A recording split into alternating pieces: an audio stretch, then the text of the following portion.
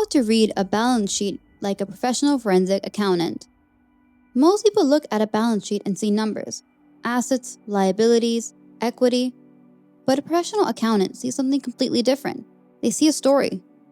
A story about where the money came from, where it went, what the company really owns, and what could potentially go wrong. Welcome to Ledgercraft. Today, I'll show you how to read a balance sheet, not just like an accountant, but like a forensic accountant. Snapshot in time. First, understand one fundamental difference. An income statement tells us what happened over a period of time, but a balance sheet gives us a financial snapshot at one specific point in time. Think of taking a photograph of a business at exactly midnight. At that precise moment, what does the business have? What does it owe? And what's actually left for the owners? Those three questions are the foundation of the balance sheet. Assets, liabilities, and equity. What the business has is represented by its assets: cash in the bank, receivables, inventory, investments, buildings, machinery, and other economic resources. What the business owes appears as liabilities. These can include amounts owed to suppliers, bank loans, accrued expenses, and other obligations. And after subtracting everything the company owes from everything it owns, we arrive at equity. This gives us the fundamental accounting equation. Assets equal liabilities plus equity. Or, rearranged, assets minus liabilities equals equity. What does the equation really mean, though? Don't just memorize this as an accounting formula. Understand what it's actually telling you. Every asset in a business had to be financed somehow. Either somebody outside the company provided that financing, creating a liability, or the owners provided or accumulated the financing, creating equity. So when a forensic accountant sees a large company with billions in assets, they don't simply say, "That's a huge company." They ask, who financed those assets and at what level of risk? Reading a real balance sheet. Now, let's move from theory to an actual balance sheet. At first, a real financial statement can look intimidating. There are dozens of line items and enormous numbers. But don't try to understand everything at once. Start with the structure. Look for current assets first: cash, marketable securities, accounts receivable, inventory, and then move down toward non-current assets such as property, plant and equipment, investment, goodwill, and other long-term assets.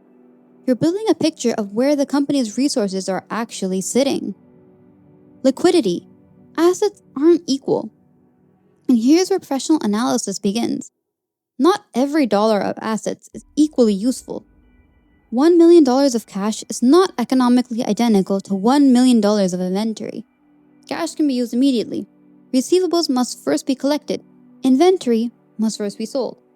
And property may take months or even years to convert into cash. So don't simply ask, how many assets does this company have? Ask, how liquid are those assets? Receivables red flag. Now imagine something interesting happens. Revenue is growing, but accounts receivable is growing much faster. Why? Maybe the company simply gave customers longer payment terms. Maybe customers are struggling to pay. Or maybe management has become aggressive in recognizing revenue.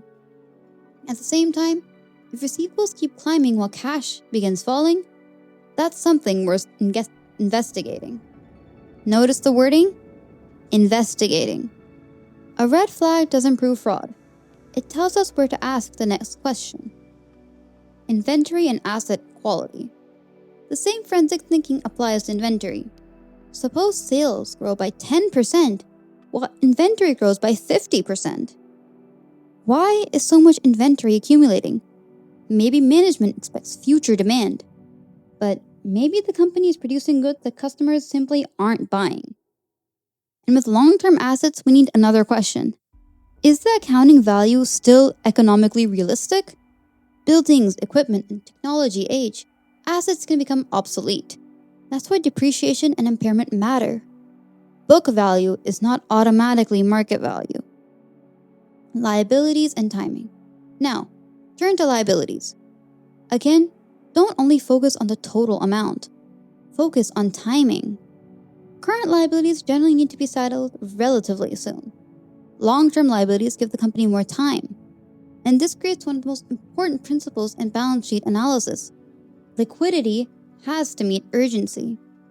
A company may own valuable factories and buildings, but those buildings won't necessarily help when payroll, suppliers, or short-term debt must be paid next week. A profitable company can still experience a cash crisis. Current ratio. That's why we use liquidity ratios. The first is the current ratio, current assets divided by current liabilities. Suppose a company has $2 million of current assets and $1 million of current liabilities. Its current ratio is 2. In simple terms, there are $2 of current assets for every dollar of current liabilities. But be careful. A high current ratio doesn't automatically mean everything is healthy. If those current assets consist mainly of obsolete inventory or uncollectible receivables, the ratio can give you false comfort. Quick ratio and debt to equity. That's where the quick ratio or asset test becomes useful. It takes a stricter view of liquidity by focusing on the assets most readily available to meet short-term obligations. Then, we have the debt to equity ratio, equity ratio. Total debt divided by shareholders is equity. This helps us understand leverage. A heavily leveraged company may generate excellent returns when business is strong, but debt also increases financial pressure when conditions deteriorate. So never look at a ratio alone. Compare it across years, compare it with competitors, and understand the industry. Context is everything. Think like a forensic accountant. And this is where you move from simply reading financial statements to actually analyzing them. Look for relationships that don't make sense. Revenue rising, but cash falling. Receivables exploding, inventory building up. Debt growing faster than equity. Asset values increasing unusually quickly. Don't immediately conclude that something is wrong. Instead, ask the most powerful question in financial analysis. Why? Then follow the numbers until you find the explanation. Ultimately, a balance sheet isn't just a report. It's a financial MRI of a business. It shows what the company controls, what it owes, how it has been financed, and where financial pressure may be building. So the next time you open a balance sheet, don't just read the numbers. Read the story behind the numbers.